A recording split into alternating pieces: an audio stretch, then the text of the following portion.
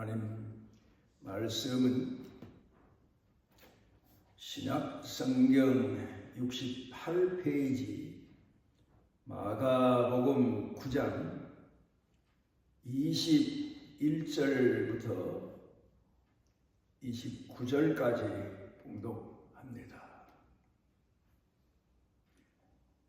예수께서 그 아버지에게 물으시되 언제부터 이렇게 되었느냐 하시니 이르되 어릴 때부터니이다. 귀신이 그를 죽이려고 불과 물에 자주 던졌나이다. 그러나 무엇을 하실 수 있거든 우리를 불쌍히 여기사 도와주옵소서.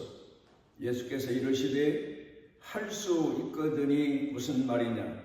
믿는 자에게는 능히 하지 못할 일이 없느니라 하시니 곧 그 아이의 아버지가 소리를 질러 이르되 내가 믿나이다. 나의 믿음 없는 것을 도와주소서 하더라. 예수께서 우리가 달려와 모이는 것을 보시고 그 더러운 귀신을 꾸짖어 이르시되 말 못하고 못 듣는 귀신아, 내가 네게 명하노니 그 아이에게서 나오고 다시 들어가지 말라 하시매 귀신이 소리 지르며 아이로 심히 격려를 일으키게 하고 나가니 그 아이가 죽은 것 같이 되어 많은 사람이 말하기를 죽었다 하나 예수께서 그 손을 잡아 일으키시니 이에 일어서니라. 집에 들어가심에 제자들이 조용히 묻자오되 우리는 어찌하여 능히 그 귀신을 쫓아내지 못하였나이까? 이르시되 기도 외에 다른 것으로는 이런 종류가 나갈 수 없느니라 하시니라.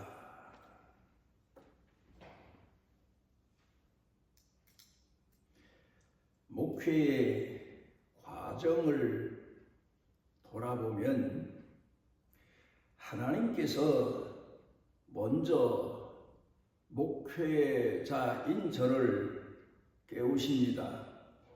어떤 때에는 꿈으로, 또 어떤 때에는 삶의 현장에서, 또 어떤 때에는 교회 성장 과정을 기도하는 중에 여러 가지 면에서 먼저 교회를 위해서 내가 무엇을 해야 되겠다는 생각을 정립하도록 이런저런 방법으로 먼저 깨우십니다. 그러면 하나님의 뜻인 줄 알고 하나님 앞에 마음을 작정하고 기도한 후에 그 문제를 가지고 교회에 나가서 회의를 합니다. 그러면 사람들이 그 하는 회의에 교회를 위해서 하는 일을 위한 회의인데도 물론 사람의 생각도 형편도 보살펴야 되긴 하겠지만 이런저런 이유를 들어서 지금 우리가 의논하는 일이 이루어지면야 좋겠지만 우리 형편에 그 일을 하기에는 아직 이릅니다. 대부분 이런 이야기를 많이 합니다. 그러면 다시 한번 우리 더 기도해 보자고 그 하고자 하던 일을 뒤로 미루고 한 주간, 어떤 때는 한 달 이런 기한을 정하고 기도하자고 하고 제가 의논하고자 했던 일을 뒤로 미룹니다. 그리고 또 기도합니다. 분명 기도해도 교회를 향하신 하나님의 뜻인 일이 분명해서 약속한 대로 한 주간, 두 주간 아니면 한 달 후에 그 문제를 가지고 교회 앞에 또 나갑니다. 그러면 어떤 때에는 그대로 교회가 제가 하고자 하는 일을 결정할 때도 있었지만 어떤 때는 2번 내지 3번 그렇게 연장을 해야만 비로소 나중에 교회가 의논 결정해서 교회 성장을 위한 일을 해온 그런 일들이 때마다 번번이 계속해 왔습니다. 돌이켜 생각을 해보게 되면 하나님께서 목자를 선택하시고 그 목자를 하나님이 이끄시고 먼저 인도하시고 그리고 양들로 하여금 따라오게 하시는데 그 양들이 목자를 제대로 따르지 못할 때 천천히 그 양의 무리 형편을 살펴가면서 이끌고 푸른 초장, 잔잔한 물가, 그런가 하면 양들이 어두운 밤이 되어갈 때 우리 안에 들어가도록 목적지에 이르게 하는 그런 일들을 해오게 하신 그런 하나님의 은혜를 우리 교회 설립 48주년 된 이 주간에 되돌아보며 하나님 앞에 감사를 드립니다. 구약시대에도 선지자들, 선견자들의 삶을 돌이켜보게 되면 먼저 하나님께서 그로 하여금 깨어 하나님의 선하신 뜻을, 하나님의 음성을, 하나님의 말씀을 귀담아 듣고 하나님 앞에 서도록 불러 세우십니다. 기도하게 하시고 때로는 말씀으로 그에게 들려주시기도 하고 또 때로는 이런저런 사건을 통해서 그로 하여금 먼저 백성보다 깨어나게 하시고 그리고는 그로 하여금 하나님이 그 시대에 그때의 그 백성에게 원하시는 일이 무엇인가를 헤아리게 하시고 그리고는 그 하나님의 뜻을 백성들에게 전하게 하기 위해서 많은 시간을 기도하게 하시고 훈련 연단받게 하시고 그리고는 그 백성 앞에 세워서 하나님이 그 백성들과 그 나라 그 민족을 위해서 하시고자 하시는 일을 전하게 했던 그런 사건 역사를 우리가 성경을 통해서 보게 됩니다. 하나님은 그 백성을 깨우실 때 선견자를 깨우시고 선지자를 깨우시고 먼저 부름받은 자를 깨우시고 그리고는 그로 하여금 그 백성을 깨우고 하나님의 뜻에 순종하도록 이끄는데 그 선지자나 선견자가 그 생을 살아가도록 그렇게 선택을 하시고 그와 함께 하십니다. 구약 성경 열왕기상 18장 41절부터 보게 되면 이스라엘 백성들이 하나님 앞에서 온전한 믿음을 갖지 못하고 타락하고 범죄하게 돼서 하나님이 그 백성들을 권고하시고 징계하시고 깨우시기 위해서 수년 동안을 기근이 오게 하십니다. 그런데 이제 그 계속되는 기근을 통해서 백성들이 견딜 수 없어 하니까 하나님이 그 백성들을 불쌍히 여기셔서 다시 그 백성들에게 긍휼을 베푸시기 위하여 먼저 엘리야를 선택하십니다. 그리고는 그로 하여금 하나님 앞에 기도하게 하십니다. 엘리야가 하나님 앞에 비 오기를 위해서 기도하기를 무릎 사이에 머리를 파묻고 7번이나 기도했다. 그리고는 기도할 때마다 자기 사환을 불러서 아마 굴 속에서 기도했는지 아니면 하늘이 보이지 않는 어느 곳에서 기도했는지 모르겠지만 너 저 언덕에 올라가서 하늘에 구름 한 점이라도 어떤 이상한 일이 있나 봐라. 그 사환이 돌아와서 보고하기를 아무것도 보이지 않습니다. 또다시 무릎 사이에 머리를 파묻고 기도하고 그렇게 7번째 기도했는데 사환이 와서 손바닥만한 구름이 떴습니다. 됐다. 하나님의 응답이다. 그리고는 이제 비 올 때를 대비해서 왕에게도 알리고 백성 앞에서 나아가는 엘리야의 모습을 보게 됩니다마는 교회는 그 백성들을 불러 모으시고 은혜 베푸시기 위해서 먼저 부름받은 자를 깨우십니다.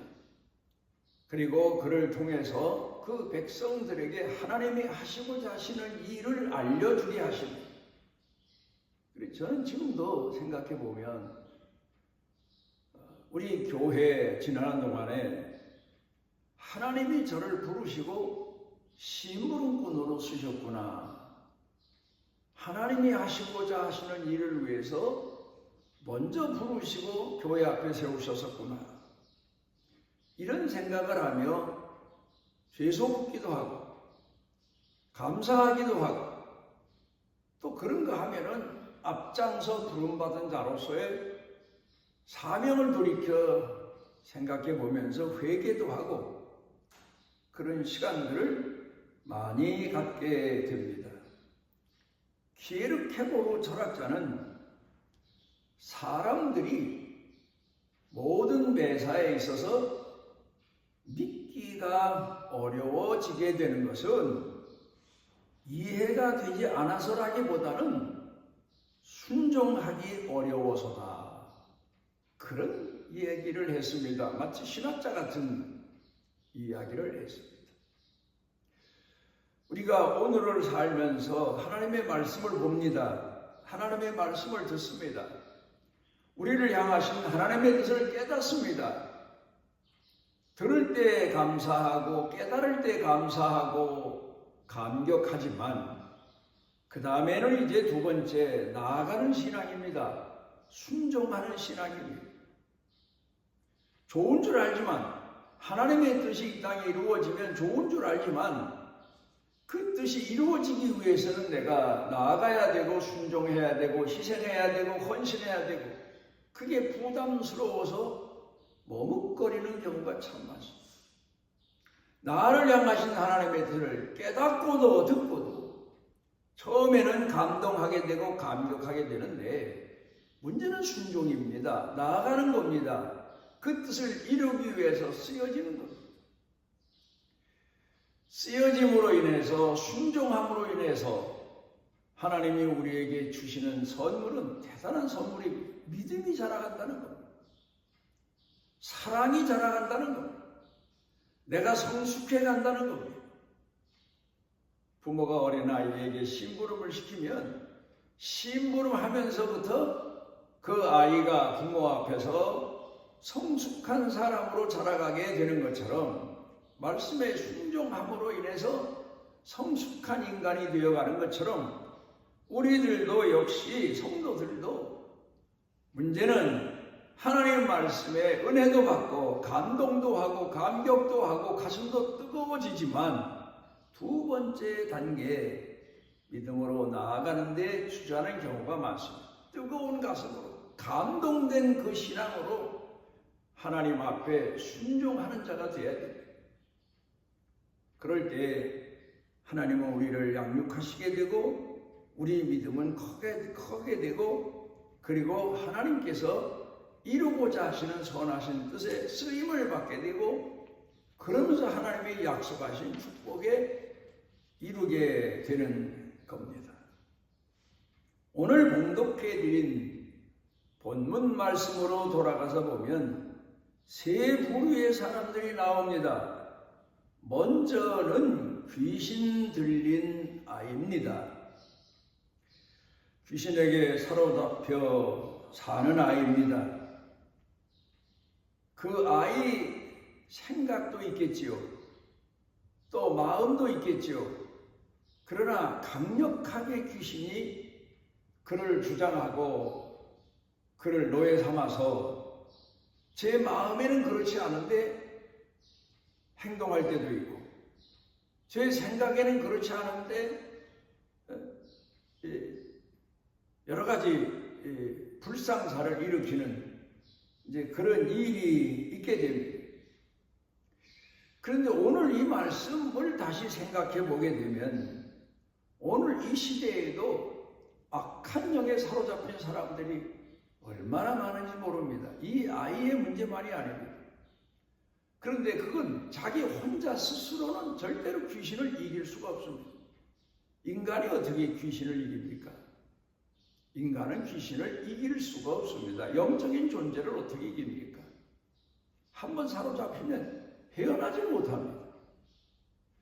그런데 오늘 이 시대에도 보게 되면 악한 영에 사로잡혀 있는 사람들, 이단에 사로잡혀 있는 사람들, 실제로 오늘 성경 본문의 아이처럼 귀신에 사로잡혀 있는 사람들, 무당도 있고 박수도 있고 우상에 사로잡혀 있고 잘못된 종교에 사로잡혀 있는 사람들이 얼마나 많은지 모릅니다. 그들은 자기가 가는 길도 모르고 자기 현재의 자기 상황도 판단하지 못하고 파악하지 못하고 그리고는 구원자가 누구인지도 알지 못하는 그런 상태에서 살아가는 부류의 사람들이 오늘 이 시대에도 참으로 많습니다. 그래서 우리 믿음을 가진 성도들은 그들을 구원해내기 위해서 하나님 앞에 기도해야 됩니다. 교회 갈 일입니다.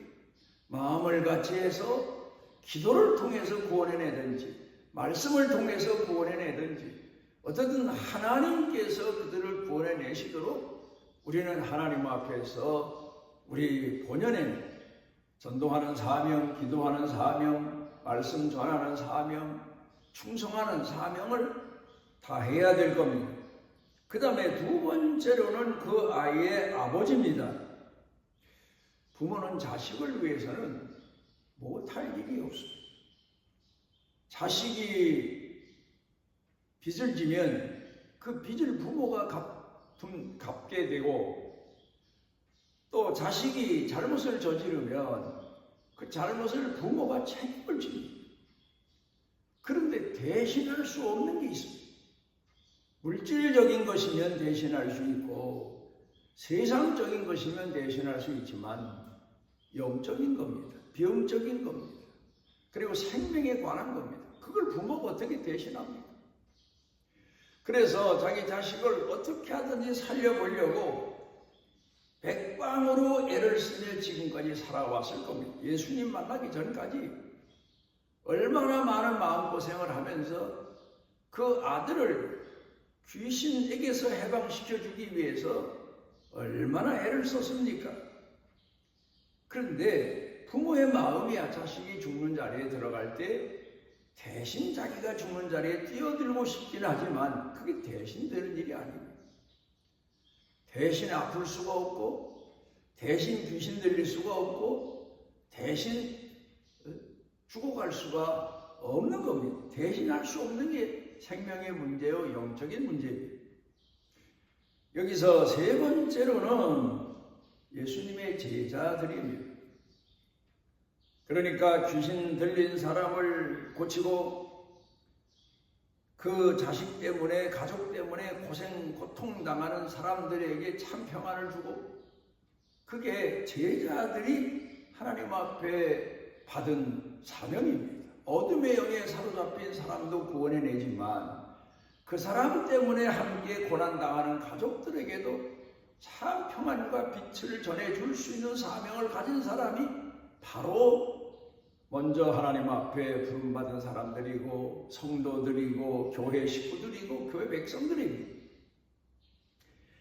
그런데 예수님께서 산에 기도하러 올라가신 후에 제자들만 산 아래 있었습니다. 그때 이 아이의 아버지가 예수님이 계시다는 소문을 듣고 찾아와 보니 예수님은 안 계시고 제자들만 있습니다.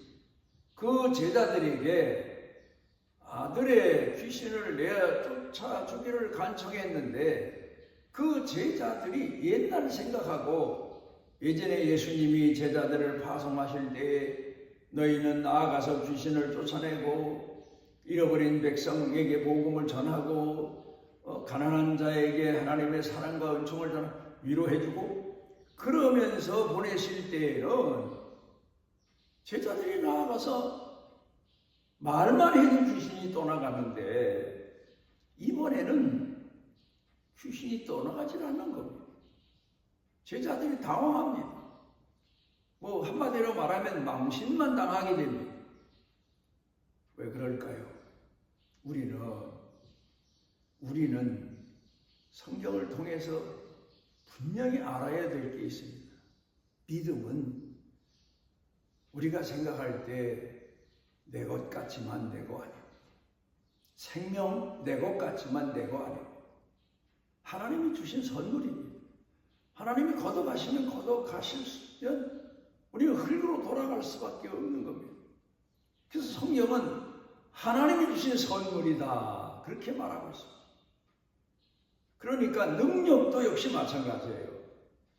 어떤 사람들은 내가 옛날에 어디서 귀신을 고쳤고 또 쫓아냈고 병든 사람을 고쳤고 죽을 사람을 살려냈고 뭐 간증을 하면서 다닙니다만 그건 과거의 일입니다. 그때 일입니다.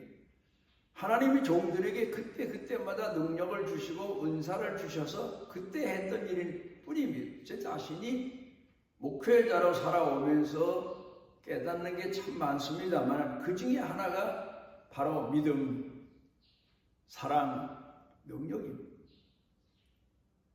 하나님이 그때 그 일을 위해서 능력을 주셨을 뿐이지 그 능력이 내 것이 아니더란 말이에요. 그러니까 하나님의 종들은 그때마다 하나님 앞에 부름받아 쓰여졌을 뿐이지 또다시 쓰여지기 위해서는 순종하는 마음을 가지고 하나님이 써주시길 위해 기도해야 되고 능력을 통해서 하나님 앞에 쓰임받은 일이라고 할지라도 그 능력이 내 능력이 아닐진데 하나님 앞에 끊임없이 쉬지 않고 능력 주셔서 귀신도 내어 쫓고 병든 자로 일으키도록 위해서 기도해야 돼요. 기도하는 거 우리 생각에는 내가 열심 내면 기도하는 것 같고 내가 열정으로 기도하면 되는 것 같지만 그건 내 생각입니다. 제 자신이 경험한 바로는 기도도요 하나님이 능력 주셔야 되더라고요. 그러니까 제가 엘리야가 나라 가뭄을 해결하기 위해서 무릎 사이에 머리를 파묻고 7번씩 나아가 기도했다는 것 인간적으로는 참 부럽습니다. 존경스럽습니다. 그 열정이 대단합니다. 뭐 그것뿐입니까? 엘리야가 갈멜산 꼭대기에 우상 숭배자들을 모아놓고 하나님의 신과 우상의 신과 대결하자 해서 그들을 다 물리치게 된 그런 내용도 있습니다만은 이것도 돌이켜 생각해 보면 엘리야의 능력이 아닙니다. 하나님 앞에 쓰여질 때마다 성령이 충만해서 말씀에 충만해서 쓰여진다는 사실을 저는 수도 없이 목회하는 동안에 깨닫고 발견하고 돌이켜 내 자신을 돌아본 적이 참 많습니다. 어떤 때에는 교회 앞에 서 있는 내 자신을 뜨겁게 하시고 열정으로 불타게 하시고 아무도 못 말립니다. 그게 내가 믿음이 좋아서 하나님을 위한 열정이 앞서서 아니에요.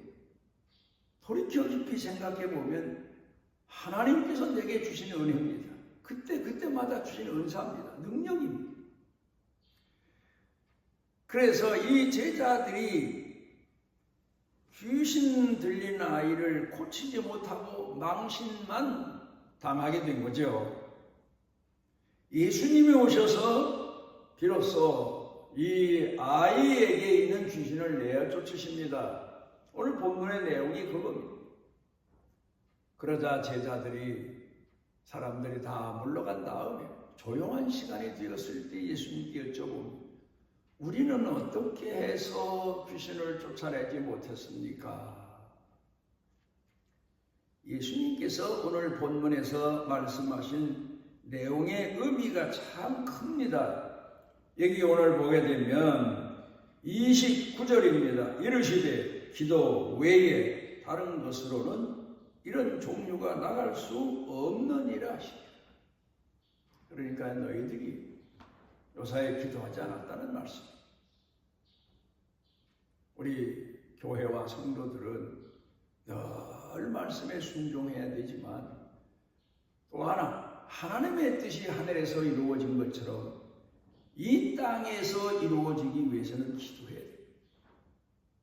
그래서 하나님의 능력을 힘입고 하나님의 도구로 쓰여질 수 있어야 됩니다.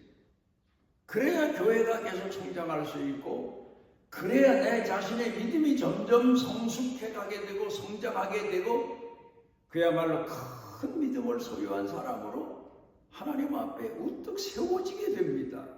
내가 쓰는 게 아닙니다. 하나님이 세워주셔야 됩니다.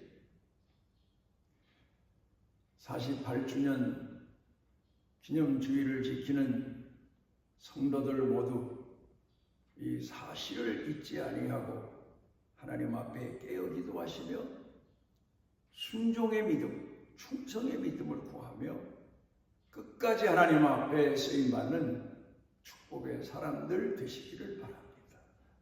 우리를 오늘도 지극히 사랑하셔서 주의 백성 삼아주시고 하나님을 아버지라 부르게 하시고 하나님의 자녀로 오늘을 살아갈 수 있도록 은혜 주신 아버지, 교회가 성장하는 것처럼 성도들 믿음이 성숙해 가게 하여 이 시대를 향하시고 우리 교회를 향하시고